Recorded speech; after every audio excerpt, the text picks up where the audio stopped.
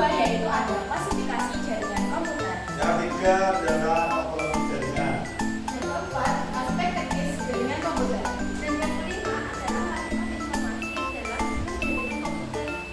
Pada topik pertama adalah jaringan komputer. Jaringan komputer sendiri merupakan kumpulan perangkat komputer yang saling terhubung satu sama lain untuk berbagi data maupun sumber daya lainnya. Selain itu, jaringan komputer juga menggunakan sistem yang disebut sebagai protokol komunikasi untuk menyalurkan informasi melalui kabel atau metakabel. Selanjutnya adalah manfaat jaringan komputer. Yang pertama, mempermudah akses informasi dari berbagai sumber, baik dari sumber lokal maupun sumber global. Yang kedua, jaringan komputer dapat berbagi sumber daya seperti printer, scanner, dan storage secara bersama-sama. Hal ini dapat menghemat biaya dan meningkatkan efisiensi. Yang ketiga, meningkatkan keamanan data dan sistem dengan menyediakan berbagai fitur keamanan seperti firewall, antivirus, dan lainnya. Yang keempat, jaringan komputer dapat menjadi sarana hiburan seperti streaming film, mendengarkan musik secara bersama-sama, dan juga bermain game online. Yang kedua ada klasifikasi jaringan komputer.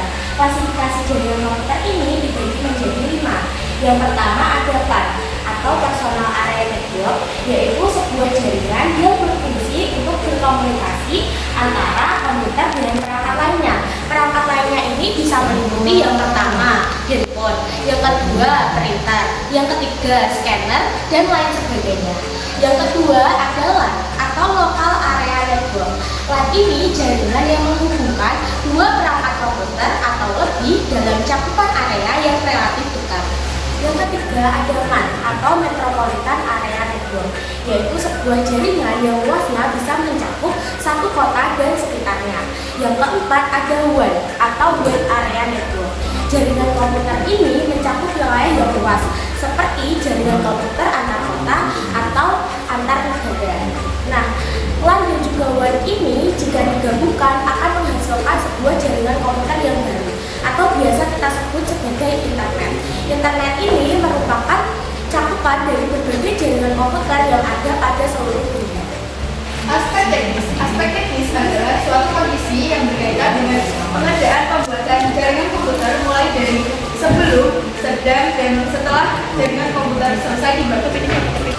Aspek teknis sendiri meliputi analisis kebutuhan, biaya, skala, integrasi, topologi yang tepat, lokasi, kondisi atau keadaan, keamanan, dan pengolahan serta pemeliharaan. Yang pertama adalah analisis kebutuhan. Yang perlu kita perhatikan dalam analisis kebutuhan yaitu kita harus menganalisis dulu sejauh dan sebesar apa kebutuhan yang akan kita perlukan untuk membangun suatu jaringan komputer. Dan yang kedua adalah biaya. Ketersediaan biaya perlu diperhatikan dalam pembangunan suatu jaringan komputer. Tujuannya adalah ketepatan antara biaya dengan kebutuhan yang akan dibangun. Dan yang ketiga adalah aspek skala. Dalam aspek skala ini meliputi luas ruangan atau luas bangunan yang disediakan jaringan komputer.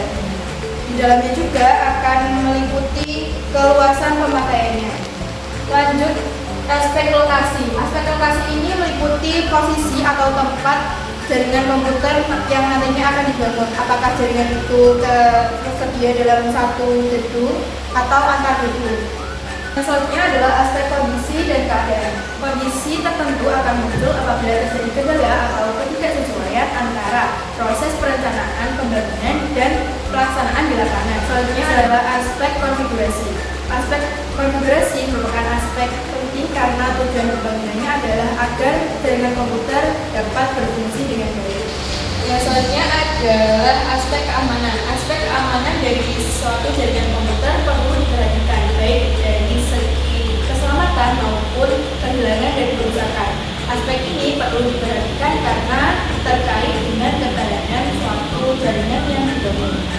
Selanjutnya ada aspek integrasi. Integrasi dengan perangkat lain atau jaringan lain bisa jadi selalu ada. Maka dari itu, kemampuan integrasi dari suatu jaringan perlu disediakan infrastrukturnya. Selanjutnya ada topologi yang tepat. Aspek ini menjadi salah satu dasar yang penting dalam pembangunan sebuah jaringan komputer. Topologi yang tepat harus mampu menjawab kebutuhan yang direncanakan di awal pembangunan. Yang terakhir ada pengelolaan dan pemeliharaan. Aspek yang terakhir ini perlu diperhatikan agar jaringan komputer yang telah dibangun bisa bertahan lama dan terhindar dari kerusakan yang menyebabkan tidak berfungsinya sebuah jaringan. Yang ketiga ada topologi jaringan. Yang pertama topologi bus. Seluruh komputer dan topologi terhubung pada sebuah data. Yang kedua ada topologi ring. Seluruh komputer dan peripheral lainnya dalam jaringan terhubung satu sama lain secara berantaian menyerupai cincin atau ring. Yang ketiga topologi star. Pada topologi star, seluruh komputer baik client maupun server terhubung dengan sebuah konsentrator untuk mendistribusikan transisi data. Yang keempat ada topologi mesh. Seluruh komputer yang berada dalam jaringan dihubungkan satu sama lain secara berlangsung. Topologi mesh biasanya digunakan untuk perlindungan data. Yang kelima ada topologi hybrid atau tree. Topologi ini disebut hybrid karena beberapa topologi dihubungkan oleh topologi bus sebagai jalur utama untuk melakukan komunikasi dan data antar jaringan.